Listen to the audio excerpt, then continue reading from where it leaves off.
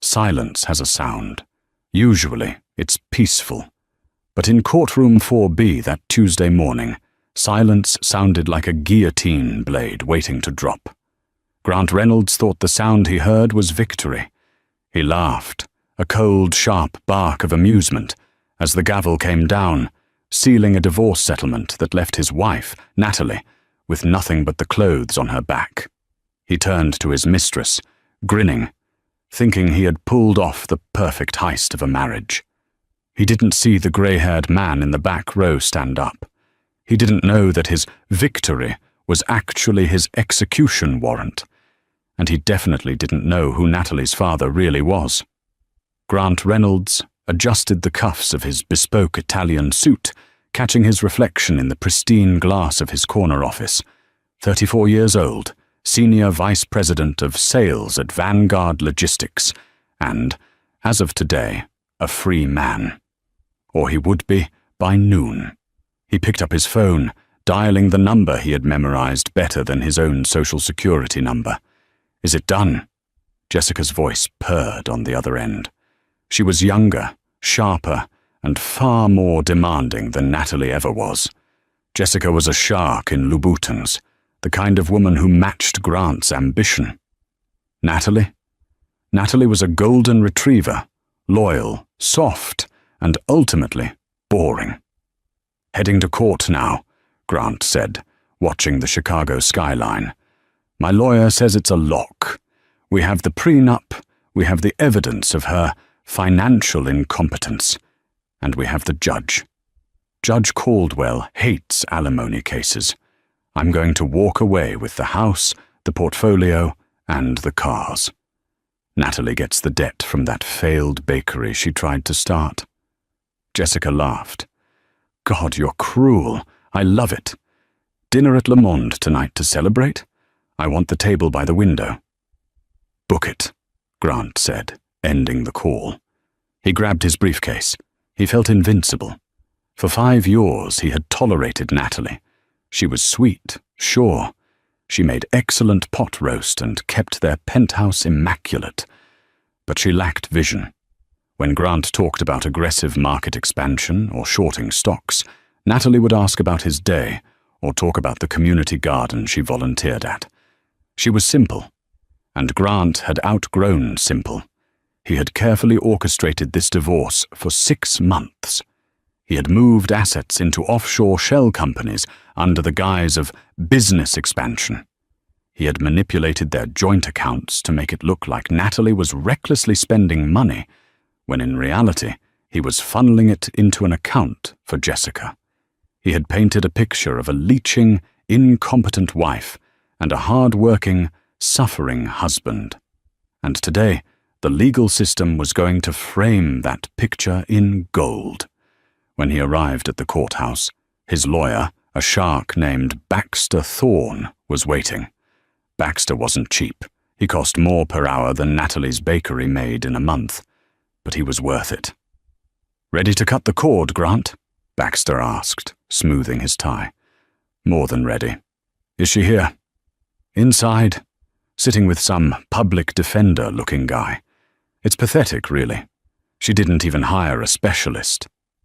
Grant sneered. "She probably couldn't afford one.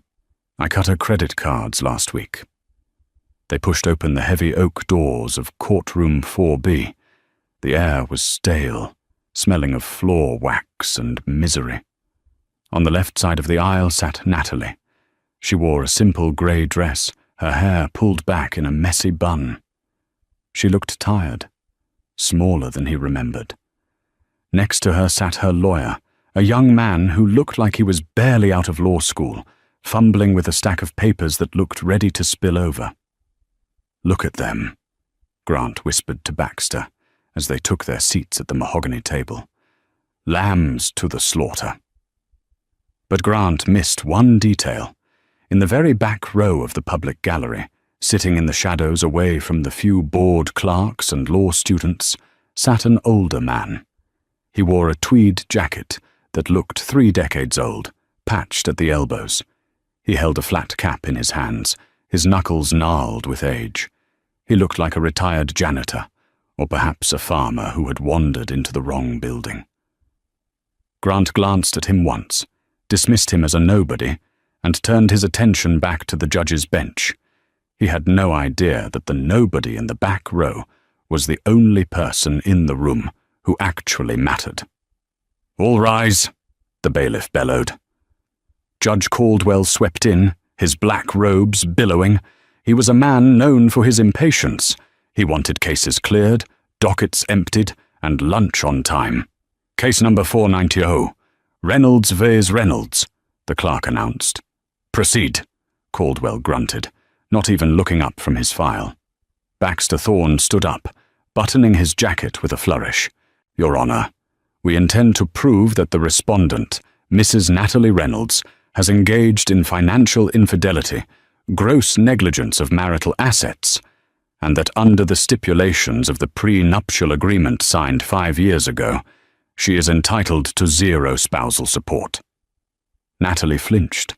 Grant saw it, a small tremor in her shoulders. He smirked. The young lawyer beside Natalie stood up. His voice was shaky. "Your Honor, my client contends that the prenuptial agreement was signed under duress, and that the financial records Mr. Reynolds is presenting are, well, they're fabricated." Judge Caldwell peered over his glasses. "Fabricated? That is a serious accusation, Counselor. Do you have proof?" The young lawyer shuffled his papers, dropping a page. We have statements from Mrs. Reynolds regarding her spending habits." "Statements are not bank records," Caldwell snapped. Grant leaned back in his chair. This was too easy. For the next hour, Baxter Thorne systematically dismantled Natalie's life. He projected spreadsheets onto the courtroom screens, showing massive withdrawals from their joint accounts. Withdrawals Grant had made, but labeled as Natalie personal. He showed credit card bills for luxury items that Grant had bought for Jessica, claiming Natalie had hoarded them. "Mrs. Reynolds," Baxter boomed, pacing in front of the witness stand where Natalie now sat, trembling. "Did you or did you not sign for a delivery of a diamond bracelet worth $12,000 on the 14th of February? "I signed for it," Natalie whispered, her voice barely audible. "But it wasn't for me. Grant said it was for his mother." "Objection!" Baxter shouted. "Hearsay. The receipt is in your name. The item was delivered to your home. And yet, you claim poverty?" "I never saw it again," Natalie cried out, tears welling in her eyes. "He took it." "Likely story," Baxter scoffed, turning to the judge. "Your Honor, she is a spendthrift who is now trying to slander a successful businessman to secure a payday she didn't earn." Grant watched Natalie cry. He didn't feel pity. He felt annoyance. "Stop crying and just sign the papers," he thought. "You're embarrassing yourself." Through it all, the old man in the back row didn't move. He sat statue still, his eyes fixed on Grant's neck.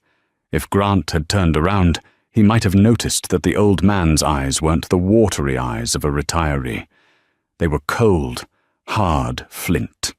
The eyes of a man who had stared down wolves. "Mr. Reynolds," the judge addressed Grant, "you are requesting full ownership of the marital home?" Grant stood up, projecting his best, honest executive voice. "Yes, Your Honor. I purchased it. I paid the mortgage. Natalie.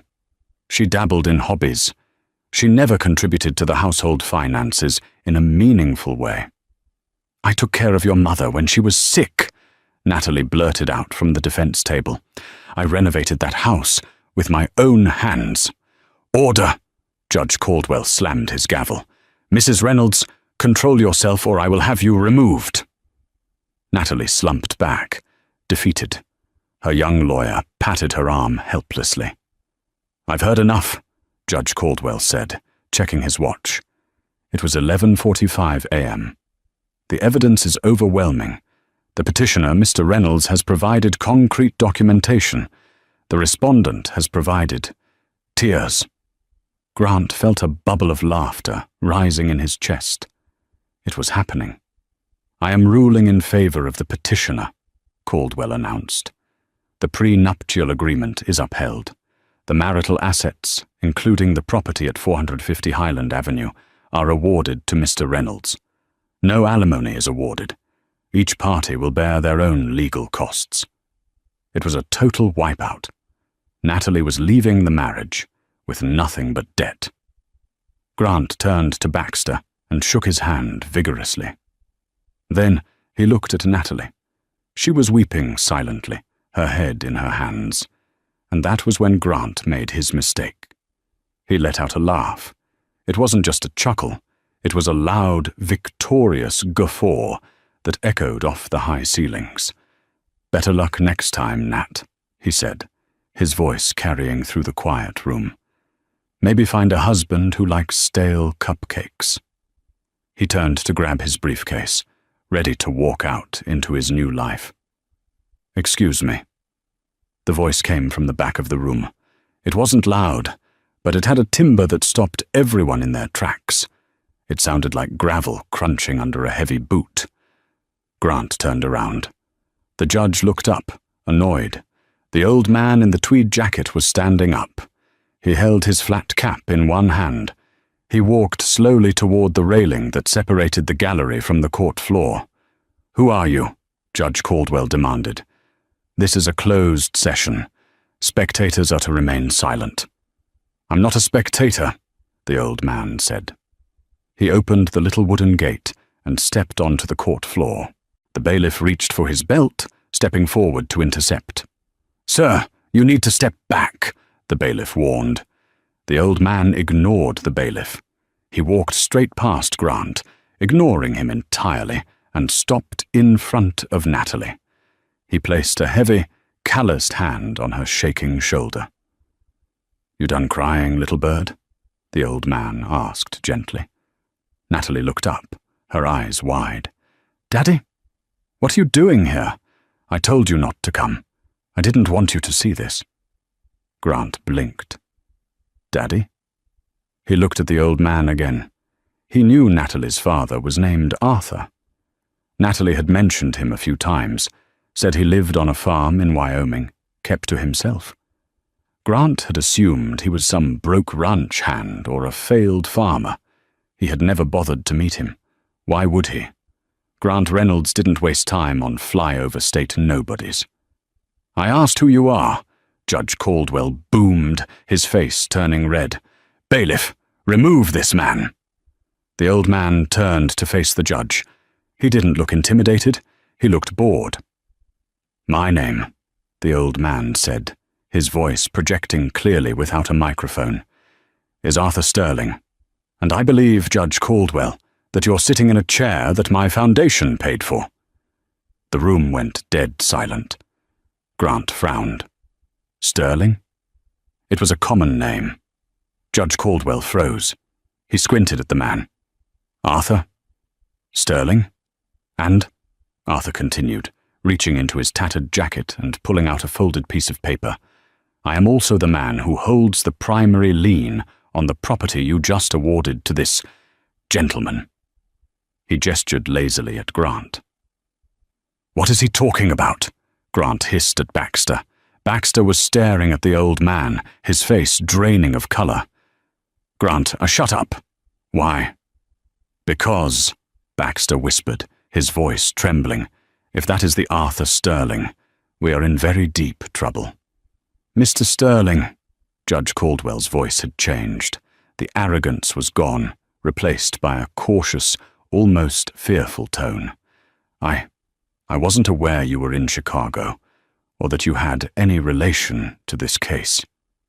"I try to keep a low profile," Arthur said, walking toward the bench. He tossed the folded paper onto the judge's desk. "I prefer my ranch. Cows don't lie, unlike lawyers." He cast a glance at Baxter Thorne, who suddenly looked like he wanted to crawl under the table. "What is the meaning of this?" Grant demanded, his temper flaring. He wasn't going to let some geriatric farmer ruin his moment. "The case is closed. The judge already ruled." Arthur turned to Grant. For the first time, Grant saw the full force of the man. Arthur wasn't tall, but he had a presence that sucked the oxygen out of the room. It was the kind of power that didn't need to shout. The case, Arthur said calmly, was decided based on the information provided. Fraudulent information. Fraud? Grant scoffed. Everything I submitted is legitimate. Is it? Arthur asked. You submitted a deed for the house at 450 Highland Avenue. You claimed you bought it. I did. I paid the down payment. You paid the down payment on a loan, Arthur corrected. A loan backed by a guarantor. Did you ever read the fine print of that mortgage, son? Grant faltered. He hadn't read it. He just signed where the broker told him to. The guarantor, Arthur said, was Sterling Land and Trust. Grant rolled his eyes. So, that's a bank? No. Arthur smiled, a dry, humorless twisting of lips. That's me. A collective gasp went through the few people in the room. Arthur turned back to the judge. Your Honor, 5 years ago, I gave my daughter a wedding gift. I quietly backed the loan on their home through my private trust. However, there was a clause in the guarantee agreement. Clause 14A.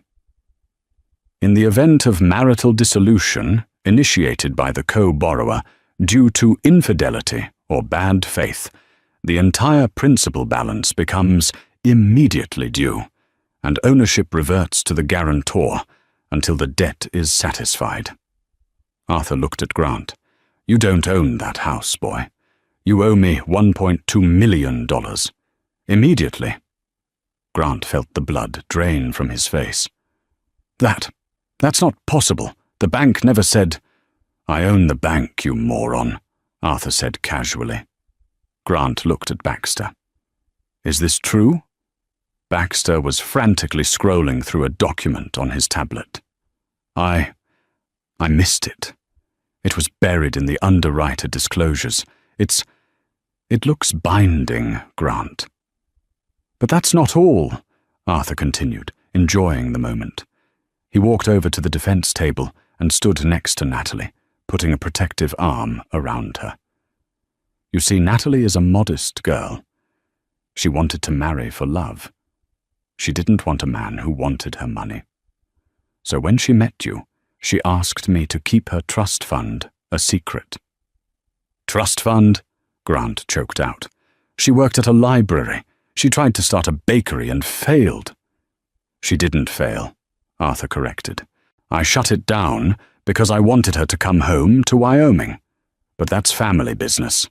As for the money, Natalie is the sole beneficiary of the Sterling copper estate.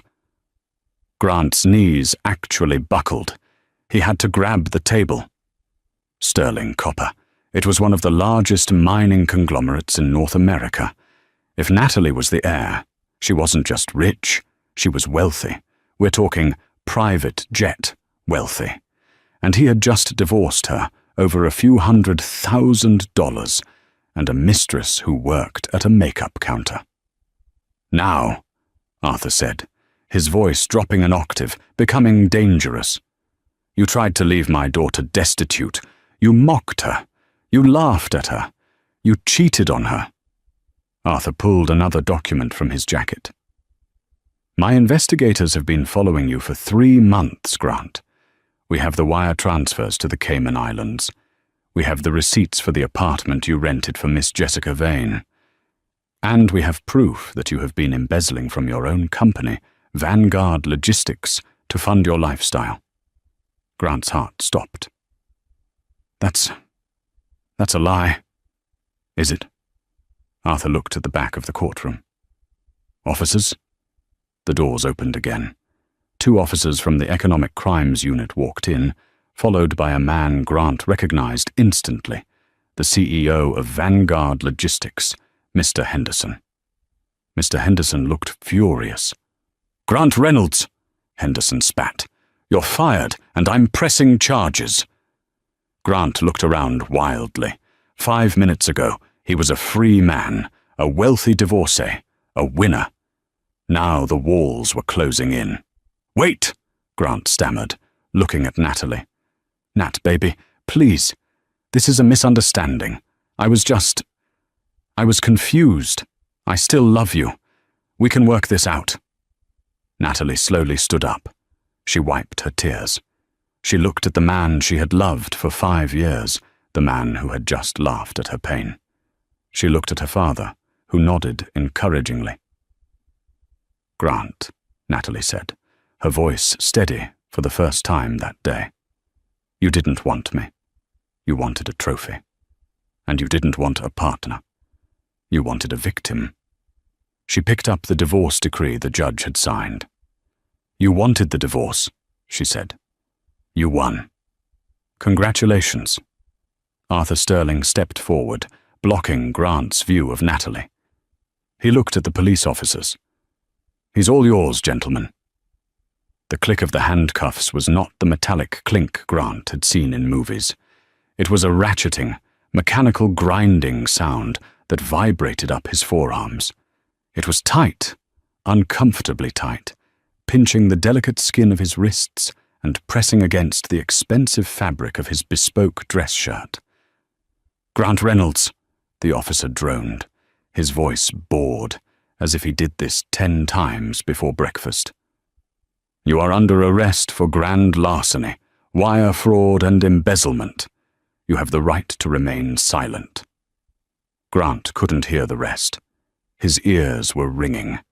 A high-pitched whine, like a dog whistle, drowned out the reading of his rights. He looked around the courtroom, his eyes wide and frantic, searching for an exit, a loophole, a reset button. Baxter! Grant screamed, twisting his body, causing the officer to yank his arm up painfully. Baxter, do something! This is insanity! Tell them! Baxter Thorne, the lawyer who had been smirking just 20 minutes ago, was busy shoving papers into his briefcase. He wouldn't even look Grant in the eye. I can't represent you in a criminal case, Grant, Baxter muttered, clicking his briefcase shut. I'm a family law attorney, and frankly, considering you lied to me about your assets and used my firm to facilitate fraud, you'll be hearing from my malpractice insurance provider. Don't call me. Baxter walked out. He didn't look back. The rat was the first to flee the sinking ship. Grant was shoved forward. He stumbled, his polished Italian leather shoes slipping on the linoleum floor. He looked up and saw Mr. Henderson, the CEO of Vanguard Logistics. Henderson was a man Grant had idolized, a man Grant had mimicked. Henderson, Grant pleaded. Arthur Sterling is lying. He's crazy. You know me. I'm your top earner. I brought in the chaotic accounts. I'm the reason our Q3 numbers were up. Henderson's face was a mask of purple rage. He stepped into Grant's personal space, close enough that Grant could smell the coffee on his breath. You're the reason, Henderson hissed, that the SEC is currently raiding my office. You're the reason I have auditors tearing apart 5 years of books. You didn't just bring in numbers, Grant. You were cooking the books. Arthur Sterling didn't just call the police. He sent a forensic accounting team to my board of directors this morning. Henderson poked a finger into Grant's chest. You skimmed $3 million off the top of the logistics contracts. You thought we wouldn't notice because you hid it in the miscellaneous shipping overages fund. But you got greedy. Grant's mouth opened and closed. I was going to pay it back. It was a loan, an investment. It was theft, Henderson spat. I hope you rot. The officers hauled Grant toward the exit. As they passed the plaintiff's table, Grant saw Arthur Sterling helping Natalie into her coat. Natalie looked different. For years, Grant had seen her as a burden, a plain, simple woman who didn't understand his brilliance. But now, seeing her standing next to a billionaire titan of industry, wrapped in the protective aura of her father, she looked regal. She looked untouchable. She didn't look at him with hate. She didn't look at him with anger. She looked at him with pity, and that hurt worse than the handcuffs. Nat, Grant whimpered. Arthur Sterling stepped in front of her again, a human shield of tweed and iron will. "Get him out of my sight," Arthur commanded the officers. The walk from the courtroom to the police cruiser was the longest mile of Grant's life. He expected a private exit. He expected discretion. After all, this was a civil court. But Arthur Sterling didn't do things by halves. When the double doors of the courthouse swung open, the flashbulbs blinded him. There were cameras everywhere. Local news, business journals, even a few paparazzi. The word Sterling drew press like blood drew sharks. The headline wasn't just local salesman arrested. The headline was son-in-law of mining magnate Arthur Sterling arrested for multi-million-dollar fraud. "Mr. Reynolds, is it true you embezzled money to fund a mistress? Grant, look here. Did you know your wife was an heiress? Mr. Reynolds, are you going to plead guilty?" Grant ducked his head, trying to hide his face with his shoulder. But it was useless. The images were being captured at 10 frames per second. The image of the arrogant, laughing man from the courtroom was gone, replaced by a sweaty, terrified criminal being shoved into the back of a squad car. The door slammed shut. The interior of the car smelled of stale sweat and disinfectant. The cage wire separated him from the officers in the front. As the car pulled away, Grant looked out the window. He saw Natalie and her father walking down the courthouse steps. They weren't surrounded by the press. The reporters gave Arthur a wide berth, respectful and fearful. A sleek black limousine pulled up to the curb. A driver opened the door. Natalie got in. She didn't look back at the police car. She disappeared behind the tinted glass, vanishing from Grant's life as completely as a ghost. Grant leaned his head against the cold window of the police car. His heart was hammering a frantic rhythm against his ribs. "This is a mistake," he told himself. "I can fix this. I'm Grant Reynolds. I always win. I just need to make a few calls. I just need to get to a phone." He didn't realize yet that his winning streak was over. The dice had been loaded against him the moment he laughed in Arthur Sterling's face. The holding cell at the 19th Precinct was a stark contrast to the corner office at Vanguard Logistics. The walls were painted a depressing shade of institutional beige, peeling in the corners. The toilet was a stainless steel mockery of privacy in the corner. The bench was hard, cold concrete. Grant had been processed, fingerprinted, mugshot taken.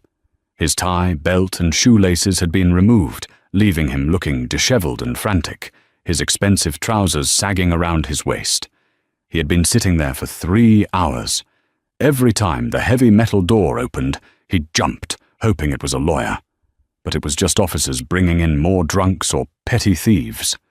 Finally, an officer banged on the bars. "Reynolds, you get your phone call. Make it count." Grant scrambled up. He was led to a phone on the wall. He had one number in his head. Not his mother. She would just cry. Not Baxter. He had made his position clear. Jessica Vane, the love of his life. Or at least the love of his current lifestyle. Jessica was smart. Jessica was resourceful. Jessica had connections in the city. She would know what to do. She had access to the secret account in the Caymans, the one he had given her the password to, just in case.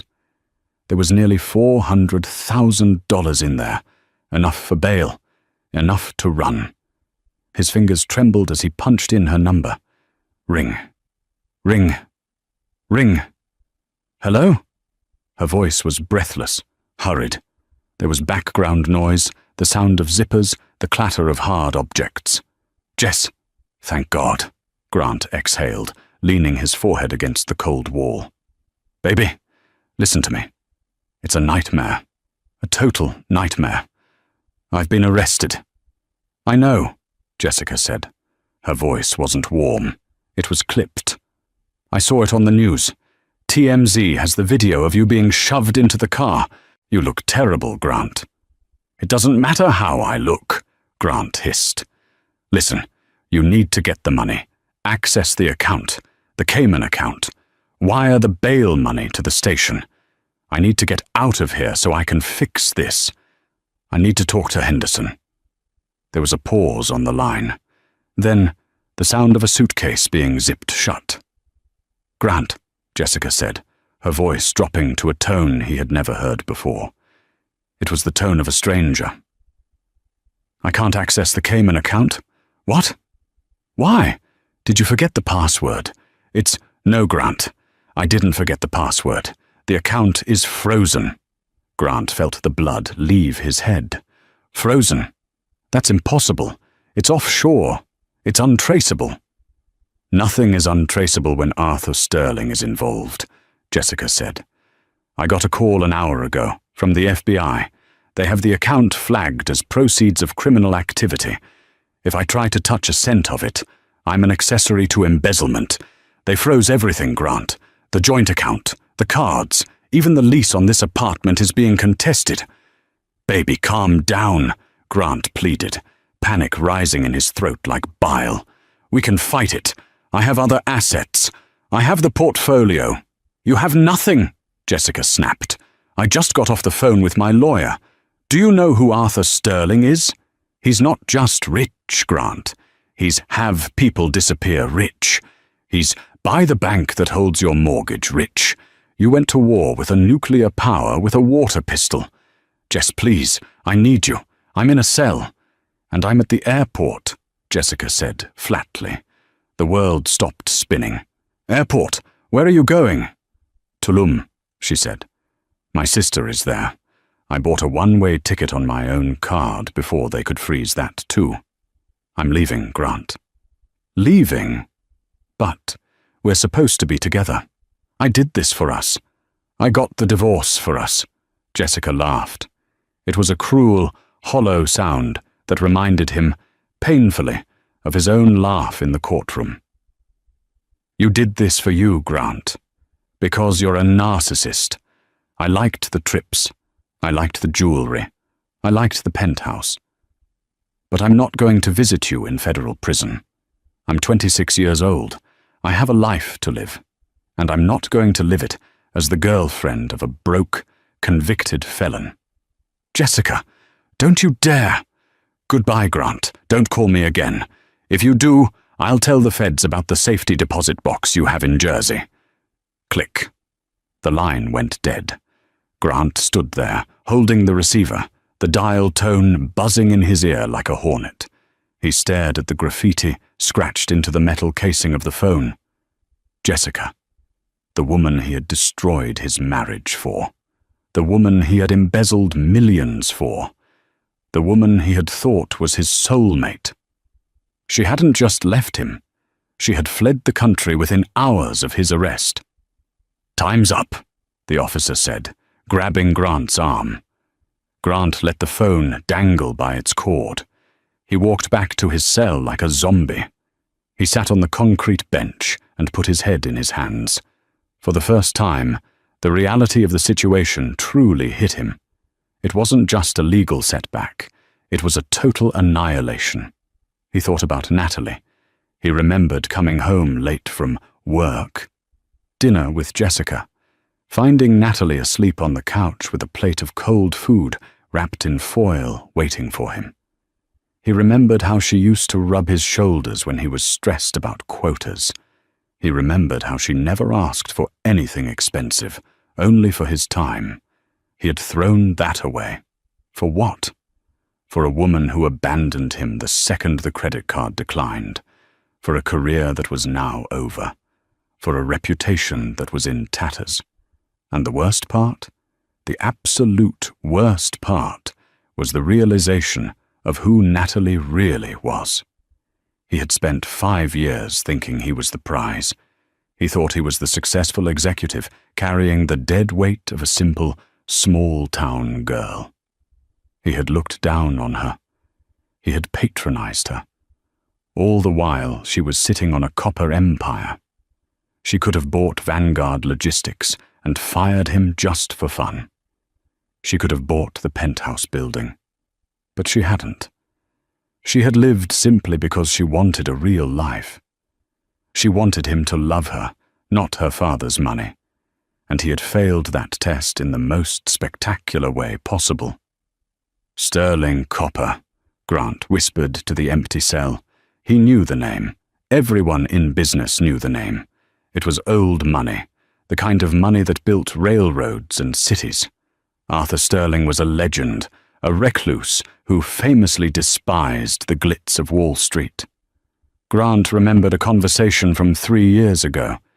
Natalie had asked him, "Grant, if I lost everything, if I couldn't work, if I was sick, would you still stay?" He remembered laughing and saying, "Don't be dramatic, Nat. Of course." But he had been checking his emails while he said it. She must have known then. She must have been testing him. The cell door clanged shut down the hall. Someone was screaming about their rights. Grant lay down on the hard bench, curling into a ball. He had no lawyer. He had no job. He had no mistress. He had no home. He had $1.2 million in debt to his ex-father-in-law, and he was facing 10 to 15 years in a federal penitentiary. He closed his eyes, and the image of Arthur Sterling standing in the courtroom played over and over in his mind. "I'm the man who holds the primary lien." Grant Reynolds realized then that he hadn't just lost a divorce case. He had walked into a trap that had been set years ago, a trap designed for a man exactly like him, a trap for a man who valued gold over loyalty, and the trap had snapped shut. 3 months had passed since the flashbulbs blinded Grant Reynolds on the courthouse steps. 3 months of federal detention at the Metropolitan Correctional Center. The MCC was a fortress of concrete and misery in the heart of downtown Chicago. It was a triangular skyscraper designed to prevent escape, but for Grant, it was a tomb. The high-rise views he used to covet from his corner office were now just slivers of sky seen through 5-inch slits in the frosted glass of his cell. He had been denied bail. The judge cited significant flight risk and attempts to access offshore accounts associated with criminal enterprise. Jessica's attempt to run to Tulum had backfired spectacularly on him. It painted him as a man with an escape plan, even though he had been abandoned. Grant had lost 20 pounds. His hair, once styled with expensive pomade, was grown out and greasy. The bespoke suits were replaced by a bright orange jumpsuit that chafed his skin. But the physical degradation was nothing compared to the psychological torture. He had plenty of time to think, time to replay every moment of the last 5 years, time to realize that every move he made, which he thought was brilliant strategy, was actually a step toward a cliff.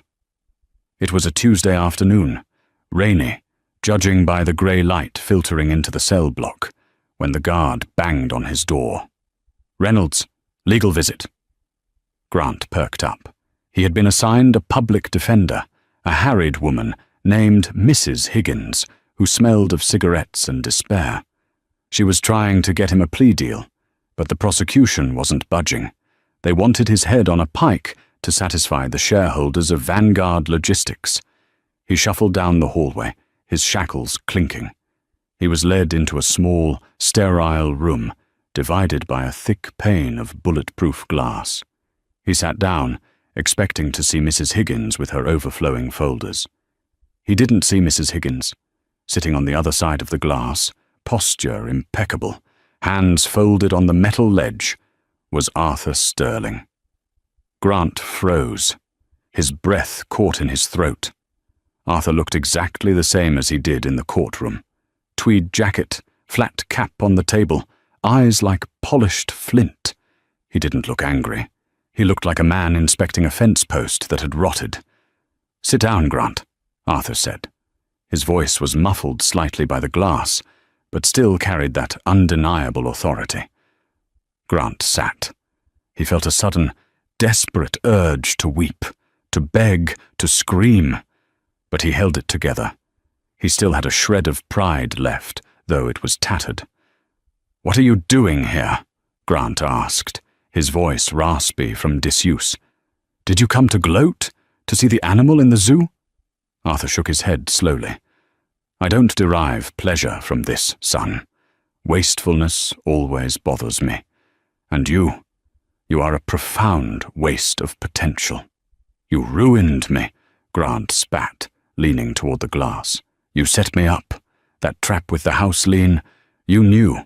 You planned it." "I planned for contingencies," Arthur corrected. "There is a difference. When I signed that guarantee for the house, I hoped I would never have to use it. I hoped you would be the man Natalie thought you were. I hoped you would be a partner to her. A protector." Arthur leaned in. "Do you know why I never told you about the money? About the sterling copper fortune?" "Because you're a paranoid old miser," Grant sneered. "No. Because money acts like a magnifying glass," Arthur said softly. "If a man is kind, money allows him to be a philanthropist. If a man is greedy, money turns him into a monster. I wanted to see who you were without the lens of my wealth distorting the view." Grant looked away. "Well, you saw." "I did," Arthur agreed. "But here is the part you don't know. The part that might keep you awake at night in here." Arthur reached into his jacket pocket. For a second, Grant flinched, remembering the documents Arthur had pulled out in court. But this time, Arthur simply pulled out a photo. He held it up to the glass.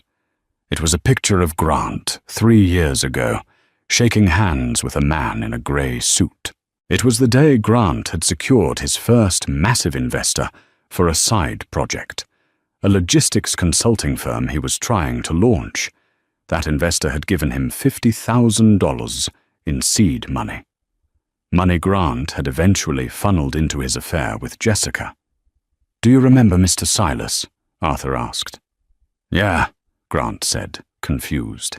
"He was an angel investor. He liked my pitch." "Mr. Silas works for me," Arthur revealed. "He manages my charitable giving." Grant's jaw dropped. "I gave you that money, Grant," Arthur said. "I saw you were restless. I saw you wanted to build something of your own. Natalie told me you felt stifled at Vanguard. So, through an intermediary, I gave you $50,000. No strings attached. I wanted to see what you would do with a leg up." Grant felt the room spinning. That was your money?" "It was a test," Arthur said. "If you had used it to build the business, to work hard, to create something real, I would have revealed everything. I would have welcomed you into the Sterling Empire. I would have handed you the keys to the kingdom, Grant. You have the charisma. You have the drive. You could have run Sterling Copper one day." Arthur lowered the photo. "But you didn't build the business. You used the money to lease a Porsche. You used it to buy dinners for women who weren't your wife. You took a gift meant to build a future, and you used it to destroy your present." Grant stared at the table. The weight of the revelation was crushing. He hadn't just lost the marriage. He hadn't just lost the house. He had lost a destiny.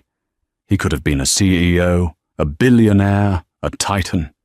It was all laid out for him, waiting for him to show just 1 ounce of integrity, and he had traded it all for a lease on a car and a fling with a girl who left him at the first sign of trouble. "Why are you telling me this now?" Grant whispered, tears finally spilling over. "Why torture me?" "Because Natalie wanted you to know," Arthur said, standing up. He put his cap back on. "She wanted you to know that you weren't defeated by a prenup. You weren't defeated by a lawyer. You were defeated by your own character. You had the winning lottery ticket in your pocket for 5 years, Grant, and you threw it away because you were too busy looking for loose change on the sidewalk." Arthur turned to leave. "Wait!" Grant cried out, slamming his hand against the glass. How is she? Please. Just tell me. Does she hate me? Arthur paused at the door. He looked back, his expression unreadable. She doesn't hate you, Grant. Hate requires energy. She's indifferent. She's moving on. She's found her light again, now that she's not standing in your shadow. The heavy steel door clanged shut, leaving Grant alone in the silence. The echo of the door sounded exactly like the gavel that had ended his life. The seasons had changed in Chicago. The biting wind of winter had melted into the grey slush of early spring, but inside the Federal District Court, the air remained frozen. Grant Reynolds sat at the defense table, his hands clasped so tightly that his knuckles had turned the color of old bone. He looked nothing like the man who had laughed in divorce court 6 months ago. The arrogant tilt of his chin was gone, replaced by a permanent stoop. His hair, once his pride and joy, was thinning and dull, grown out awkwardly over the collar of the cheap, ill-fitting suit his public defender had scrounged up for him. He was 35 years old, but he looked 50. The courtroom was packed. This wasn't the quiet family court affair where he had tried to crush Natalie. This was a federal sentencing hearing. The gallery was filled with grim-faced shareholders from Vanguard Logistics, employees who had lost their bonuses because of his embezzlement, and journalists hungry for the final chapter of the sterling son-in-law scandal. Grant scanned the back rows again, his eyes darting frantically. He was looking for a flash of blonde hair. He was looking for Natalie. He told himself he wanted to apologize. But deep down, in the dark, honest corners of his mind, he knew the truth. He wanted her to save him. He wanted the woman he had called boring and simple to use her billions to make this nightmare stop. But the back row was a sea of strangers. Natalie wasn't there. She hadn't sent a letter. She hadn't sent a lawyer. She hadn't even sent a curse. She had simply erased him. "All rise," the bailiff bellowed, his voice echoing off the mahogany walls. Judge Holloway entered. She was a formidable woman with steel-grey hair and eyes that had seen every variety of human greed. She took her seat, adjusted her glasses, and looked down at Grant like he was a smudge on a pristine countertop. "Mr. Reynolds," Judge Holloway began, her voice calm and terrifying. "We have heard the statements from the prosecution. We have seen the forensic accounting. You have pleaded guilty to 3 counts of wire fraud, 1 count of embezzlement, and 1 count of money laundering." She paused, letting the charges hang in the air. "In my 20 years on the bench," she continued, leaning forward, "I have seen men steal out of desperation. I have seen men steal to feed their families. But you, Mr. Reynolds, you stole out of hubris. You stole because you believed you were smarter than everyone in the room. You looked at a wife who offered you loyalty, and you saw a stepping stone. You looked at a company that gave you a career, and you saw a piggy bank." Grant flinched. Every word felt like a physical blow. "Your lawyer has asked for leniency," Judge Holloway said, glancing at the exhausted public defender beside Grant. "He argues that this is your first offense, that you have lost your reputation. But I see no remorse in you, Mr. Reynolds. I see only regret that you were caught." Grant tried to stand, to say something, but his legs felt like lead. "Your Honor, he croaked. "Stand up," she commanded. Grant scrambled to his feet, swaying slightly.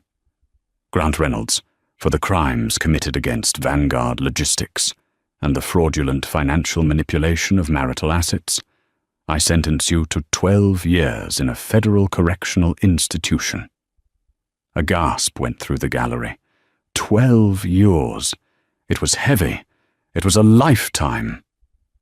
"You will not be eligible for parole for at least 10 years, Holloway added, hammering the final nail into the coffin.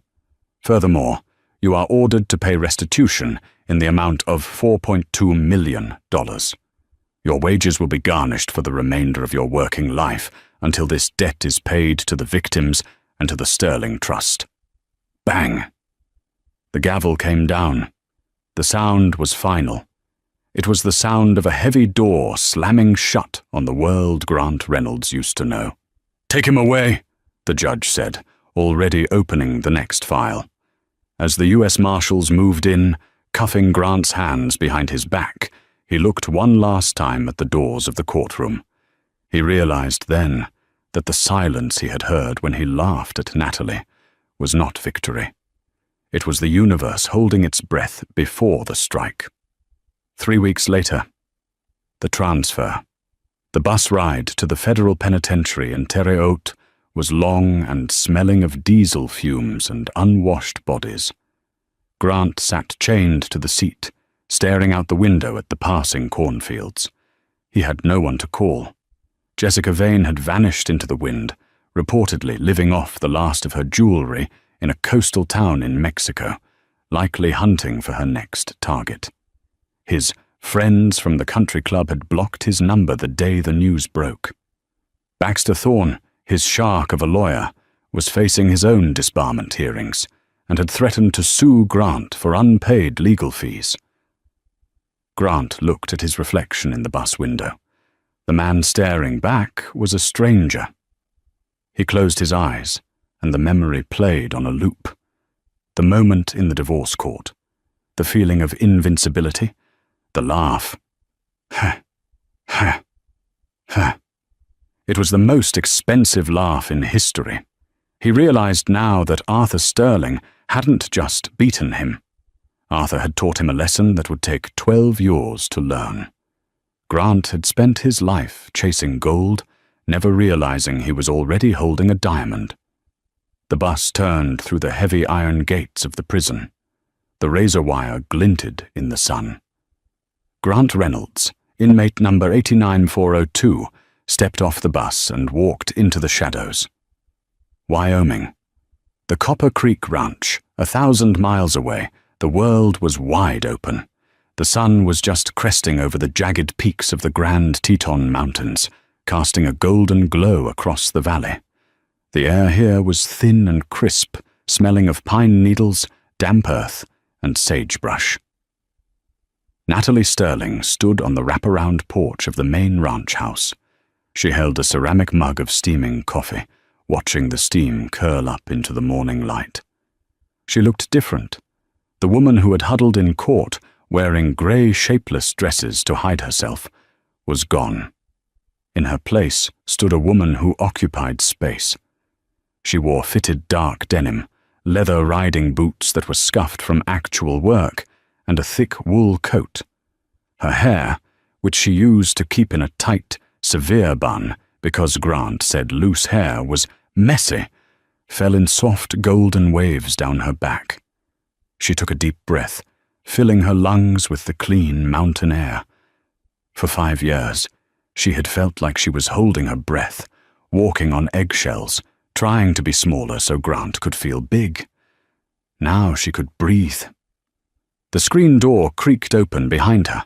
Arthur Sterling stepped out, wearing his usual tweed jacket, looking more like a ranch hand than a billionaire mining magnate. "News came in," Arthur said softly, leaning against the railing beside her. Natalie didn't turn. She kept her eyes on the horizon, where a herd of elk was moving slowly across the lower pasture. "Is it done?" "It's done," Arthur confirmed. Judge Holloway gave him 12 years, and full restitution. Natalie took a sip of her coffee.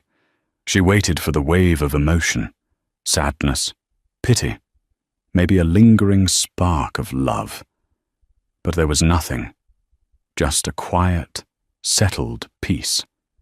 It was like finishing a book that had been dragging on for too long. You don't mourn the end. You just close the cover and put it back on the shelf. "It's a long time," she said simply. "It's the time he earned," Arthur replied. He watched his daughter carefully. "How do you feel?" Natalie turned to her father.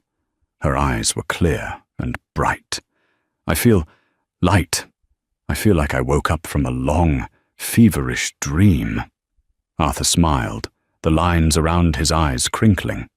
Good, because you have work to do. The board approved the final papers this morning. Natalie's face lit up, a genuine smile that transformed her face. The bakery initiative? The Sterling Culinary Institute for Women, Arthur corrected with a grin. Fully funded. You're the executive director. We're going to open the first 3 locations in Chicago, Denver, and Seattle. You're going to help a lot of women get back on their feet, Nat. It was the dream she had buried. Grant had called her baking a waste of time. He had shut down her little shop. Now she was going to use the empire he coveted to build a legacy that would outlast them all. She would take women who had been discarded, underestimated, and broken, and she would give them a way to build their own lives. I'm ready, Natalie said. I want to start Monday. Monday? Arthur laughed. Take the weekend, sweetheart. Go for a ride. Natalie set her mug down on the railing. Down in the paddock, a black stallion, a magnificent beast named Obsidian, whinnied, sensing her presence. You're right, she said. She vaulted over the porch railing, landing softly in the tall grass, just like she used to do when she was a teenager, before the city and the suits and the lies. Where are you going? Arthur called out, though he already knew. To the ridgeline, she shouted back, breaking into a run. I want to see the view from the top. She ran toward the horses, her laughter carrying on the wind. It wasn't a polite, stifled chuckle. It was a loud, joyous, uninhibited sound that echoed off the mountains. Grant Reynolds was sitting in a 6x8 concrete box, staring at a grey wall. But Natalie Sterling was flying. She kicked the stallion into a gallop, tearing across the open plains of Wyoming, riding toward a future that was finally, completely her own. And that is the story of how Grant Reynolds learned the hardest lesson of all. You never know who is truly sitting in the back of the courtroom. Grant thought he had won the game, but he didn't realize he was playing against a man who owned the board.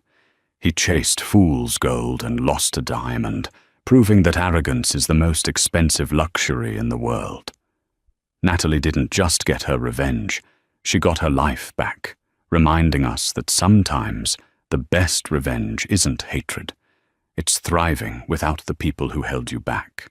If you enjoyed this story of karma, betrayal, and justice, please smash that like button. It really helps the channel grow. Don't forget to share this video with a friend who loves a good drama, and hit subscribe with the notification bell turned on so you never miss a story. We have a crazy revenge story coming up next week involving a lottery ticket and a runaway groom that you do not want to miss. Thanks for watching, and see you in the next video.